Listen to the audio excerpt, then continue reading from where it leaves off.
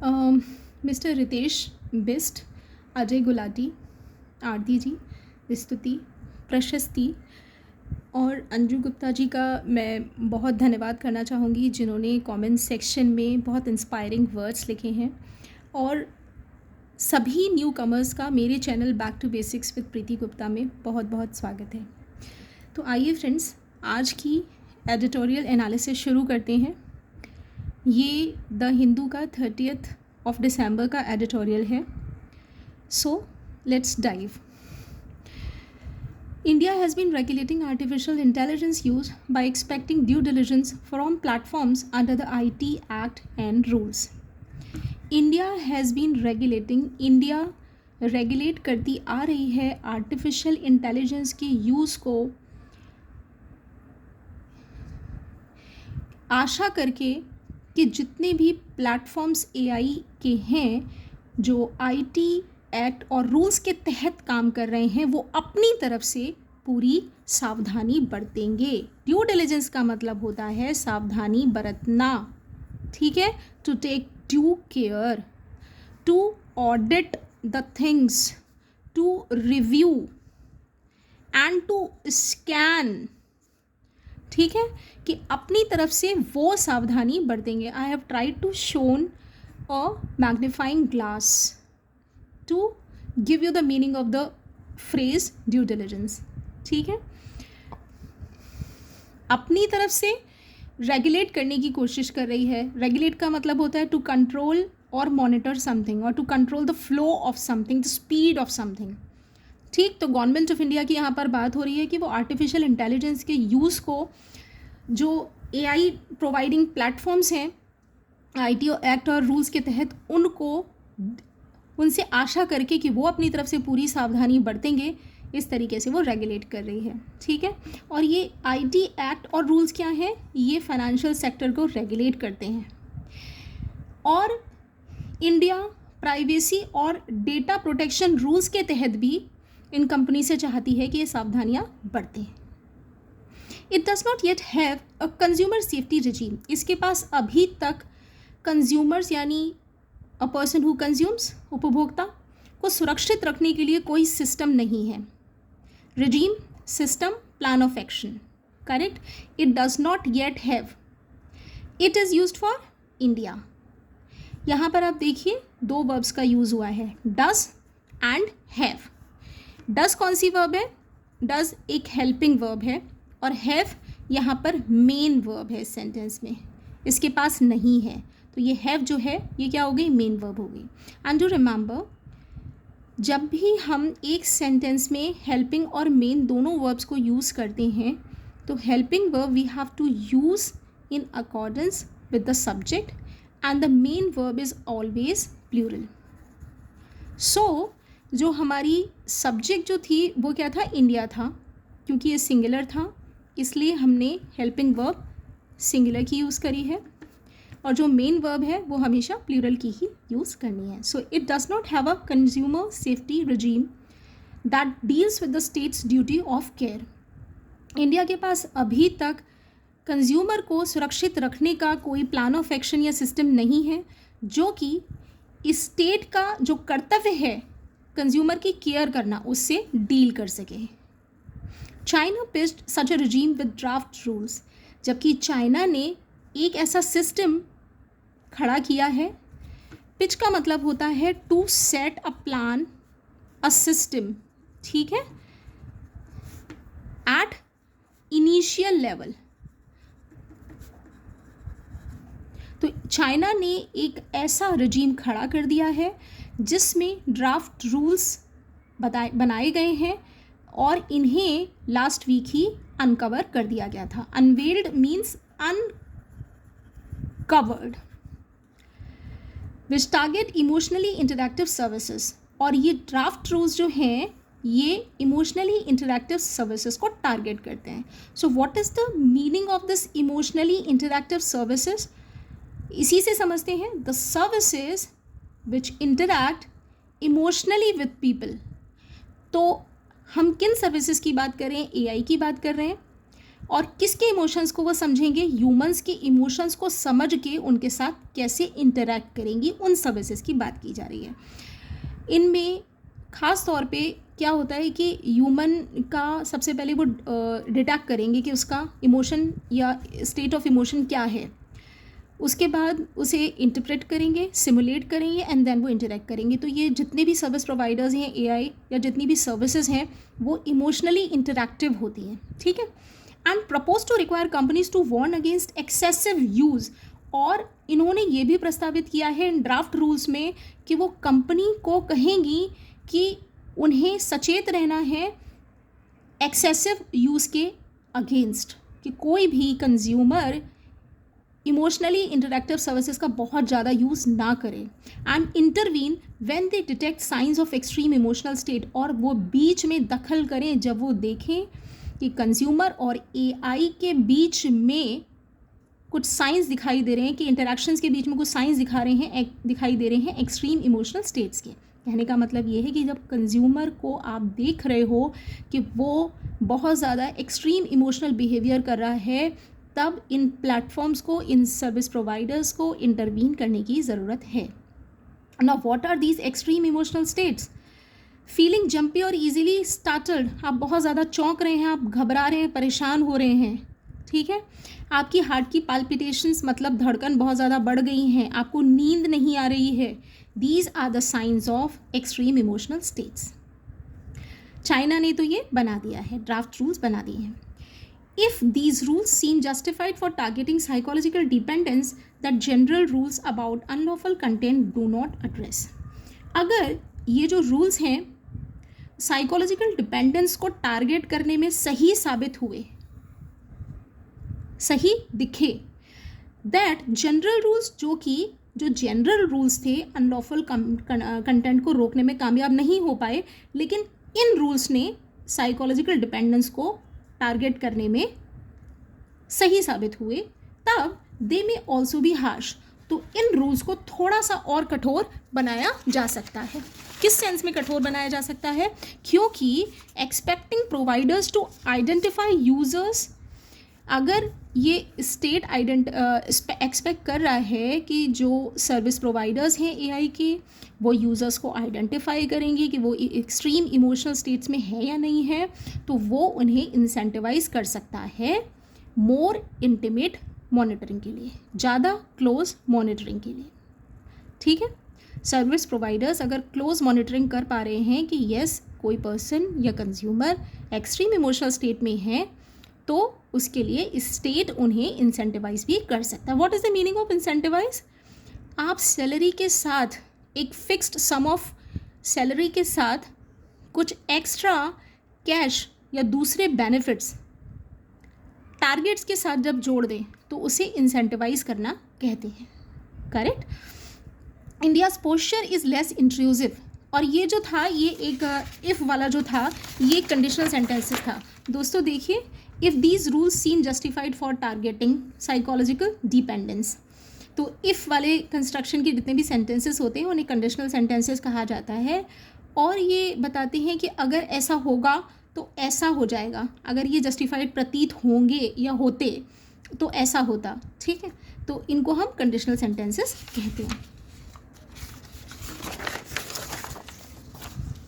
India's posture is less intrusive, India का जो position है, जो स्टैंस है, पोस्चर का मतलब क्या होता है? पोजीशन, और स्टैंस ये क्या है? लेस इंट्रूसिव है। इंट्रूसिव का मतलब होता है इंटरफेयरिंग, मतलब दखलंदाजी करने वाला, ठीक है, कम दखलंदाजी करने वाला है, बट ऑल्सो मोर इनकम्प्लीट, लेकिन साथ में ही ये बहुत ज़्यादा अपूर्ण भी है, ज़्यादा अपूर्ण है, because it banks on existing laws, क्योंकि ये जो वर्तमान में कानून है उन पर पूरी तरह से निर्भर है। Thus it regulates adjacent risks, इसलिए ये जो हाल में आने वाले जोखिम है उनको तो रेगुलेट कर लेगा, but has not articulated a duty of care vis-a-vis AI product या एआई सेफ्टी। लेकिन ये कंज्यूमर केयर और एआई प्रोडक्ट की सेफ्टी, इन दोनों के बीच में उसका क्या कर्तव्य है उसको सही तरीके से आर्टिकुलेट नहीं कर पाया है, प्रभावी ढंग से लागू नहीं कर पाया है। ठीक है, स्पेशली फॉर साइकोलॉजिकल हार्म्स, खास तौर पे जब साइकोलॉजिकल हार्म्स या मनोवैज्ञानिक खतरे डैमेजेस होंगे। MeitY has used the IT rules to push platform to curb deepfakes and fraud. MeitY क्या है? Ministry of electronics and information technology. इसने IT रूल्स को यूज़ किया है to push platforms, AI platforms को पुश करने के लिए कि वो कर्ब करें, रोकें डीफेक्स को और फ्रॉड को। डीफेक्स आपको पता होगा, अभी आजकल डीफेक्स बहुत चर्चा में हैं। ये देखिए, this is the original picture of a woman and ये डीफेक है। It seems to be very similar only. ठीक, तो AI ने मेटी ने क्या कहा है कि इन प्लेटफॉर्म्स को डीफेक्स और फ्रॉड को रोकना होगा। ठीक है, एंड इन्हें डिफाइन करना होगा और लेबल करना होगा सिंथेटिकली जेनरेटेड कंटेंट को। सिंथेटिकली मतलब आर्टिफिशियली, जेनरेटेड क्रिएटेड, तो आर्टिफिशियली क्रिएटेड जो कंटेंट है उस सबको डिफाइन करना पड़ेगा कि इसकी डेफिनेशन क्या है हमारे अकॉर्डिंग, और उसे लेबल भी करना पड़ेगा, बताना पड़ेगा कि भाई ये आर्टिफिशियली क्रिएटेड है। जिस तरीके से लेबलिंग का मतलब होता है, जिस तरीके से इस पिक्चर के नीचे ओरिजिनल लिखा है और यहाँ पे डीफेक, तो ये क्या हो गया? लेबलिंग करना हो गया, लिख देना। ठीक है, उसके नीचे लिख देना कि वो चीज़ क्या है। और इसका मीनिंग, इसको इस तरीके से भी समझ सकते हैं कि जब किसी वीडियो में या किसी इनफैक्ट किसी जगह आप रियल सिचुएशन, रियल ह्यूमंस को यूज़ ना करके AI को यूज़ करके सिचुएशंस और ह्यूमंस को बना रहे हैं, तो उसे भी हम सिंथेटिकली जेनरेटेड बोलेंगे। ठीक है, financial regulators have also adopted structural measures. Financial regulators ने भी स्ट्रक्चरल कदम उठाए हैं। स्ट्रक्चरल का मतलब होता है something which is related to structure, जो कि स्ट्रक्चर से रिलेटेड है। ये फाइनेंशियल रेगुलेटर्स क्या होते हैं? देखिए, बैंकिंग का फाइनेंशियल रेगुलेटर कौन है? RBI। ये बैंक्स को मॉनिटर और कंट्रोल करने का काम करता है। उसी तरीके से फाइनेंशियल सेक्टर, यानी कि हम फाइनेंशियल मार्केट की अगर बात करें तो उसको रेगुलेट कौन करता है? SEBI, stock and exchange board of India. तो इन्होंने स्ट्रक्चरल रिफॉर्म्स को अपनाया है या स्ट्रक्चरल मेजर्स को अपनाया है with the RBI setting expectations to govern model risk in credit.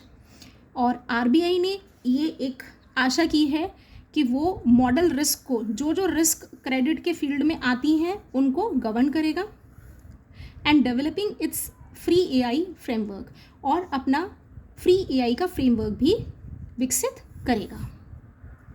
Model risk क्या है? देखो, क्रेडिट से रिलेटेड मॉडल रिस्क क्या क्या होती हैं। ठीक, किसी भी पर्सन ने जो बैंक से उधार लिया है या किसी भी फाइनेंशियल सेक्टर से जो उधार लिया है, अगर वो उसे रीपे नहीं कर पाता है तो वो क्या कहलाएगी? क्रेडिट रिस्क कहलाएगी। तो कौन कौन सी रिस्क होती हैं लोन को रीपे करने में? वो सभी कहलाएंगी मॉडल रिस्क।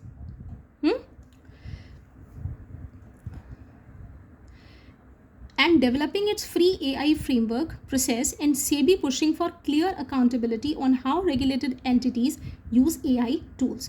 और SEBI ने तो बिल्कुल clear accountability, जवाबदेही बना दी है कि किस तरीके से एंटिटीज़, रेगुलेटेड एंटिटीज़ मतलब SEBI के अंडर जो भी एंटिटीज़ आती हैं वो AI टूल्स को यूज़ करेंगी, उस पर भी जवाबदेही SEBI ने बना दी है। अकाउंटेबिलिटी मतलब रेस्पॉन्सिबिलिटी।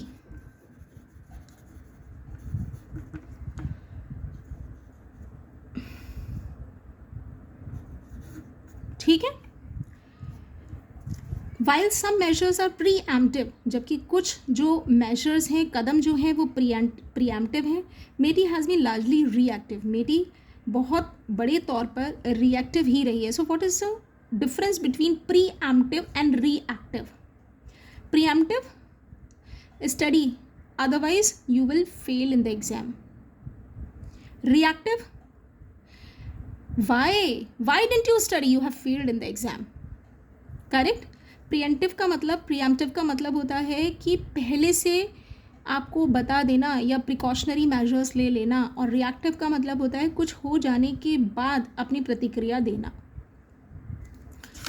तो मेटी के जो कदम रहे हैं वो लार्जली रिएक्टिव रहे हैं, प्रीएम्प्टिव नहीं। मतलब कुछ हो जाने के बाद जो ministry of electronics and information technology है वो कदम लेता है, पहले नहीं लेता। India has a large ecosystem. India का इकोसिस्टम बहुत बड़ा है।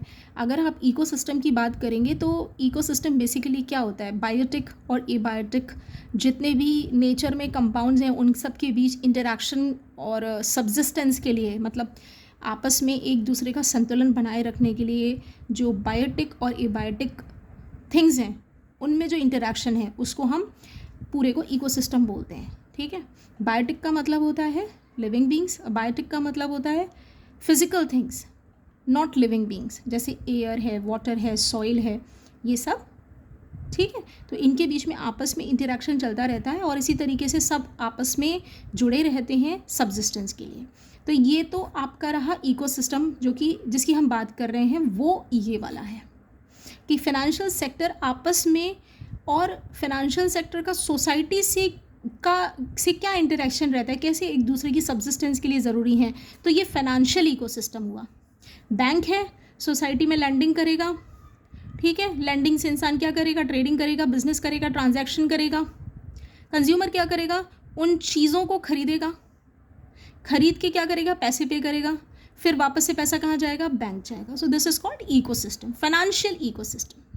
करेक्ट।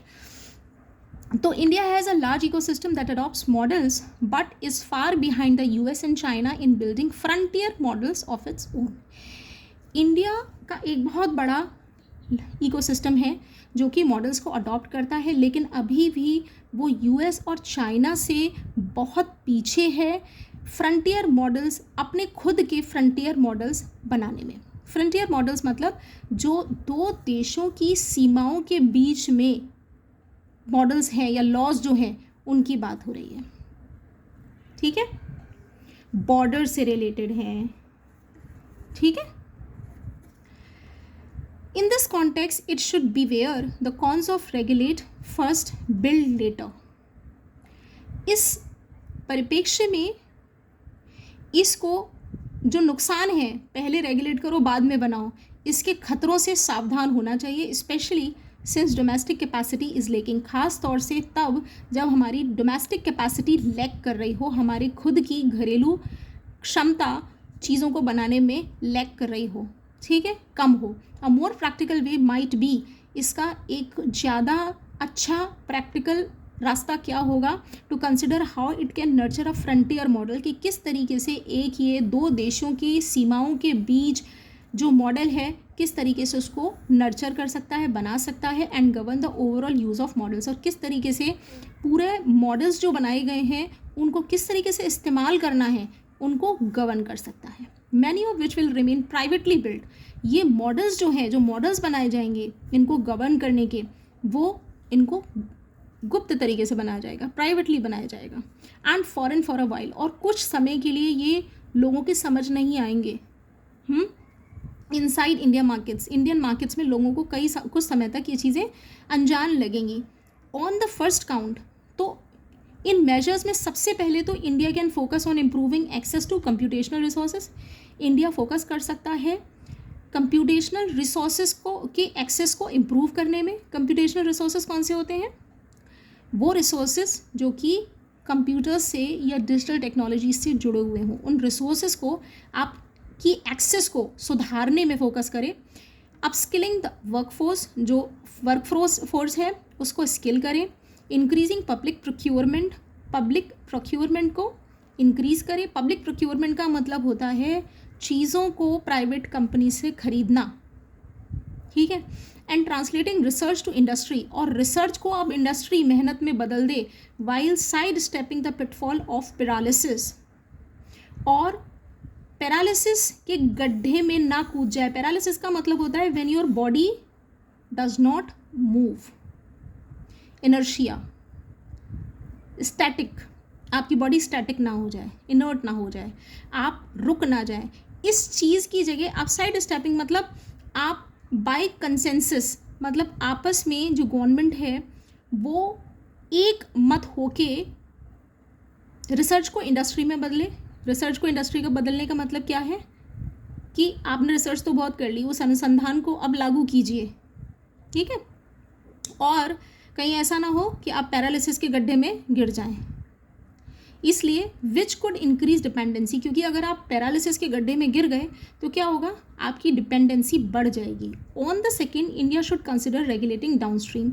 और फर्स्ट काउंट पे तो हमें ये करना था कि हमें रिसर्च को इंडस्ट्री में ट्रांसलेट करना था, और पैरालिसिस के जो गड्ढे थे उनसे हमें बच के निकलना था, ठीक है। और दूसरे काउंट में हमें क्या करना है कि हमें डाउनस्ट्रीम को रेगुलेट करने की कोशिश करनी चाहिए, यूज़ मोर एसर्टिवली विदाउट चोकिंग, और उनको ज़्यादा मजबूत ढंग से यूज़ करना, उनको चोक किए बिना। चोक का मतलब तो आप समझते होंगे, किसी का गला दबा देना जिससे कि वो ब्रीद ना कर पाए, ठीक है, ब्लॉक कर देना।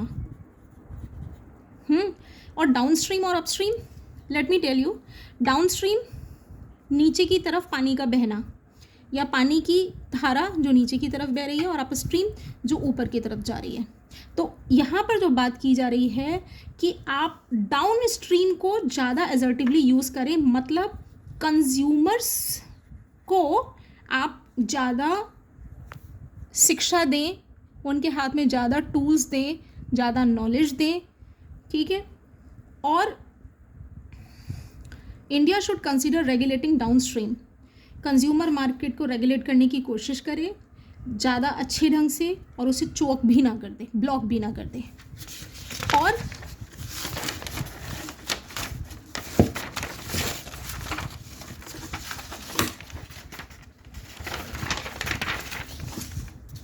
Without choking upstream capability, sorry वो विदाउट चोकिंग जो वर्ड है, ये विदाउट चोकिंग जो है वो इसके लिए यूज़ हुआ है, विदाउट चोकिंग अपस्ट्रीम कैपेबिलिटी। और अपस्ट्रीम की कैपेबिलिटी को चोक ना कर दे। यहाँ पर किसकी बात हो रही है कि एआई की जो कैपेबिलिटी है उसको चोक मत करो, उसको ब्लॉक मत करो, बल्कि कंज्यूमर को आप ज़्यादा इंटरफेस देकर, आप ज़्यादा स्किलफुल बनाकर ये समझाएं कि एआई के यूज़ बेनिफिशियल भी हैं और हार्मफुल भी हैं, where you should stop, what is your limit, ठीक है।